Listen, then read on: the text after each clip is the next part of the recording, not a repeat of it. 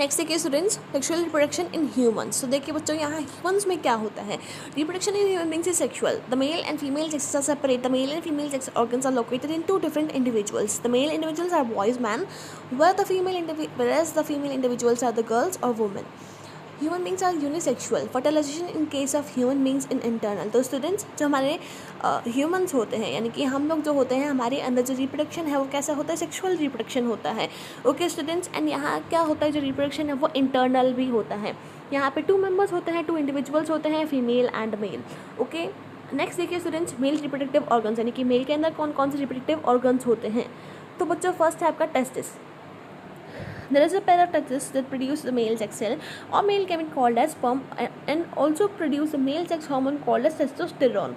तो स्टूडेंट्स, जो टेस्टिस होते हैं कि यहाँ क्या होता है, एक पेयर होता है, यानी कि स्टूडेंट्स टोटल 2 टेस्टिस होती है. ओके, जो कि क्या प्रोड्यूस करते हैं बच्चों, जो मेल गैमीट होता है यानी कि स्पर्म, उसको प्रोड्यूस करते हैं. एंड जो हार्मोन होता है, मेल सेक्स हार्मोन, उसको भी प्रोड्यूस करते हैं. उसका नाम क्या है, testosterone. Okay, the testis are located inside the scrotal sac. बच्चों, जो स्क्रोटल सैक जो होता है, यानी कि स्टूडेंट्स आप यहाँ पे देख सकते हैं, यहाँ जो ये है. ओके, यहाँ आपको दे रखा है रिप्रोडक्टिव ऑर्गन्स मेल ह्यूमन. तो स्टूडेंट्स, यहाँ आपको स्क्रोटल सैक नहीं दे रखा है. ओके स्टूडेंट्स, तो आप ये बस आप ये ध्यान रखिए कि जो स्क्रोटल सैक होता है, इसके अंदर क्या होता है, टेस्टिस लोकेटेड होती है, यानी कि इनके अंदर टेस्टिस होती है. Testes produce millions of sperm which are very small in size. Each sperm has a head, middle piece and a tail. The tail helps the sperm to swim. तो बच्चों, जो sperm होता है उसकी कैसी स्ट्रक्चर होती है, sperm के पास एक हेड होता है, मिडल पीस होता है एंड एक टेल होती है. ओके स्टूडेंट्स, अब जो टेल होती है बच्चों, वो क्या करती है, स्पर्म्स को स्विम करने में हेल्प करती है. Scrotal sac is a bed like structure that holds the testis outside the abdominal cavity of the body. बच्चों, मैंने आपको बताया था थोरैक्स क्या होता है. जो हमारे डायफ्राम से ऊपर वाला पार्ट होता है उसको हम बोलते हैं थोरैक्स, एंड जो डायफ्राम के नीचे वाला पार्ट होता है उसको हम लोग बोलते हैं एब्डोमेन. ओके स्टूडेंट्स, तो स्टूडेंट्स नेक्स्ट देखिए. अब बच्चों, जो स्क्रोटल सैक होता है वो क्या होता है, बेड-लाइक स्ट्रक्चर होता है जो किसको होल्ड करके रखता है, टेस्टिस को होल्ड करके रखता है. Okay students, epididymis is a long narrow coiled tube attached to the surface of testis where sperms are temporarily stored. बच्चों, जो sperms होते हैं वो temporary कहाँ stored होते हैं, epididymis के अंदर. नेक्स्ट एक sperm duct यानी कि vas deferens transport the sperms to the urethra. बच्चों, जो vas deferens यानी कि sperm duct जो होती है वो क्या करती है, sperms को urethra तक पहुँचाती है, ट्रांसपोर्ट करती है. Urethra transport the sperm and urine at different times. बच्चों, जो यूरेथ्रा है वो क्या करती है, स्पर्म एंड यूरिन को ट्रांसफर करती है अलग अलग टाइम पे. Sex glands produce a liquid that contains nutrients for the sperms. The liquid together with the sperms form a semen. बच्चों, सीमेन क्या होता है, एक लिक्विड जिसके अंदर स्पर्म्स होते हैं एंड उनके लिए क्या होता है, एक लिक्विड होता है जिसको हम लोग बोलते हैं न्यूट्रिएंट्स. ओके, तो इन सबको मिला के क्या बोलते हैं हम लोग, semen. Okay, penis allows urine as well as semen to pass through from the man's body into the vagina in a woman's body during mating for the purpose of reproduction. It is to be noted that in male humans there is only one opening for the urine and sperms to pass out from the body. बच्चों, अब जो penis होता है वो क्या करता है, वो हेल्प करता है मेंस बॉडी के अंदर जो स्पर्म है उसको ट्रांसफ़र करने में. कहाँ, वुमेन की बॉडी के अंदर, वजाइना में. ओके स्टूडेंट्स, नेक्स्ट देखिए बच्चों, आप ये भी बात ध्यान रखिए कि जो मेल्स होते हैं, मेल जो ह्यूमन होते हैं, उनके अंदर सिर्फ एक ही ओपनिंग होती है यूरिन एंड स्पर्म को पास करने के लिए. ओके, नेक्स्ट देखिए female reproductive organs. Organs of the female reproductive system include oviduct, ovary, vagina and uterus. Okay students, तो ये 4 मेन ऑर्गन्स होते हैं जो कि फीमेल के अंदर होते हैं रिप्रोडक्टिव ऑर्गन्स. ओके, फर्स्ट देखिए, there are a pair of ovaries that produce female gamete sex cells that is ova और एग्स. बच्चों, जो फीमेल जो गैमीट होते हैं वो क्या होते हैं, ओवा और eggs. Ovum is about 1 millimetre in diameter. बच्चों, जो ओवम होते हैं वो 1 मिलीमीटर होते हैं डायमीटर के अंदर. Okay, the ovaries also produce female sex hormones called as oestrogen और प्रोजेस्टेरॉन. बच्चों, जो ओवरीज होती है वो भी फीमेल सेक्स हार्मोन्स को प्रोड्यूस करती है. कौन कौन से हार्मोन्स होते हैं, ईस्ट्रोजन एंड प्रोजेस्टेरॉन. नेक्स्ट देखिए, फेलोपियन ट्यूब्स यानी कि oviducts take up the ovum and transport it to the uterus. बच्चों, जो फेलोपियन ट्यूब्स होती हैं, आपको यहाँ पे दिख रही है फेलोपियन ट्यूब, आप देखिए डायग्राम के अंदर फेलोपियन ट्यूब, ये क्या करती है स्टूडेंट्स, ये ओवम को लेती है एंड ये यूट्रस तक इसको पास करती है.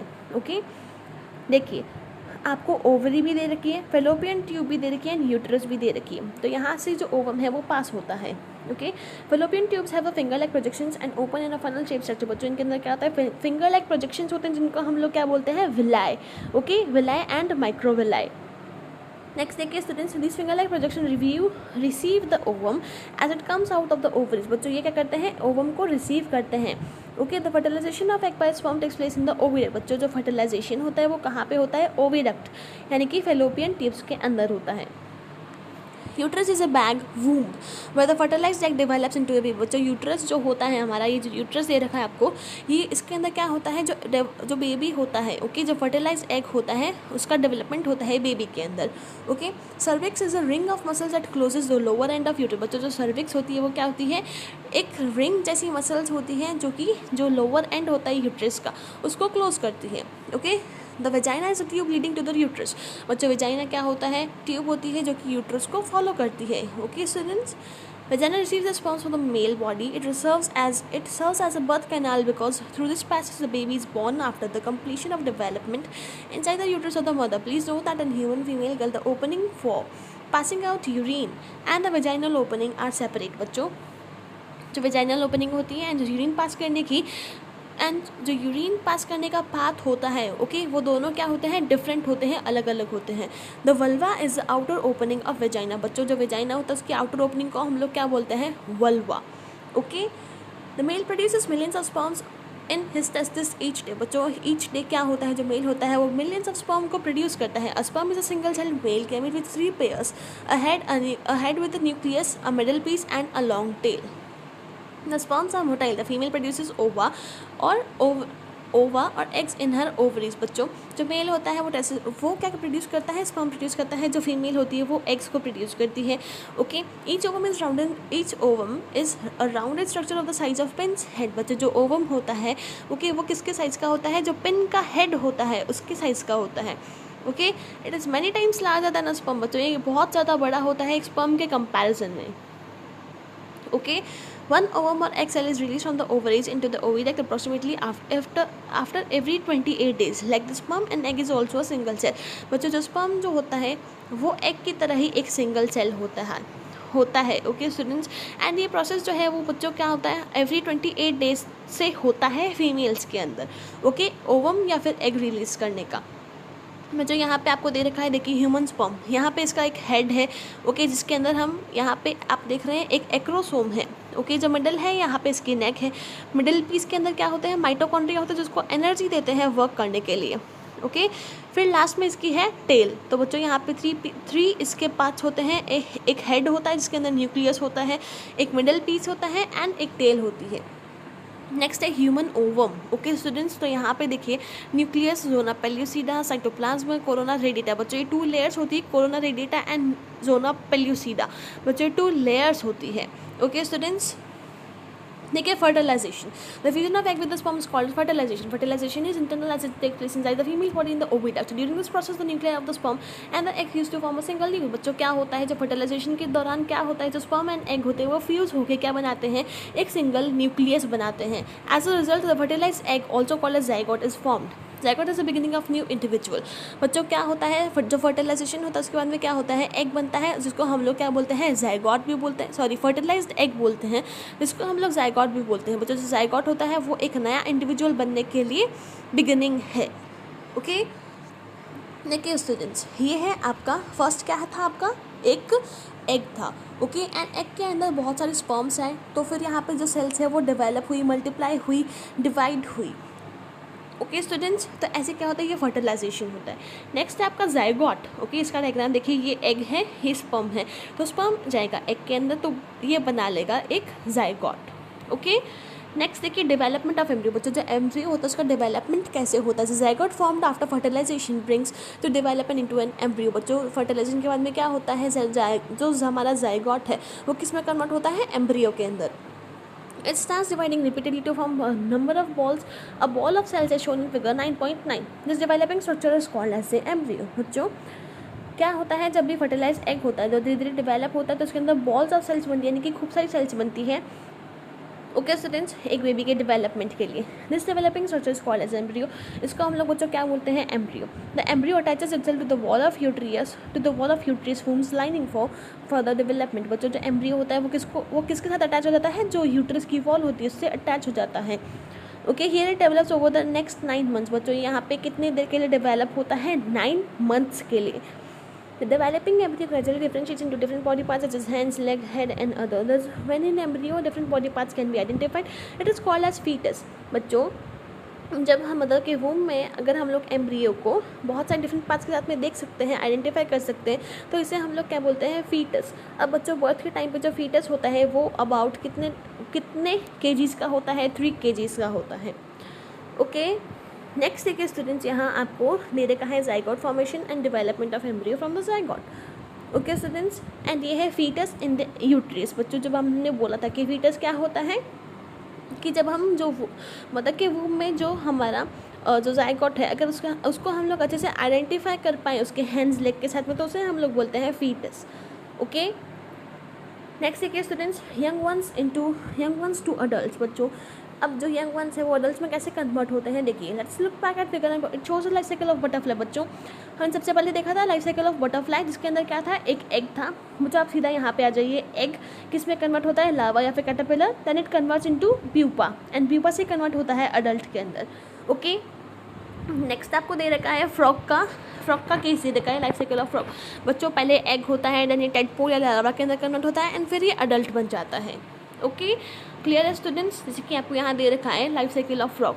देखिए सबसे पहले स्टूडेंट्स क्या होगा, देखिए जो फ्रॉग है आपका बड़ा वाला अडल्ट फ्रॉग, इसके आगे देखिए ये है आपका फर्स्ट स्टेप जो कि है एग्स। बच्चों एग्स से क्या होगा, ये एम्ब्रियो में कन्वर्ट होगा। एम्ब्रियो किस में कन्वर्ट होगा, टेडपोल्स में कन्वर्ट होगा, चूँकि पानी जो कि वाटर वाले प्लांट्स जो होते हैं उनसे अटैच्ड होता है।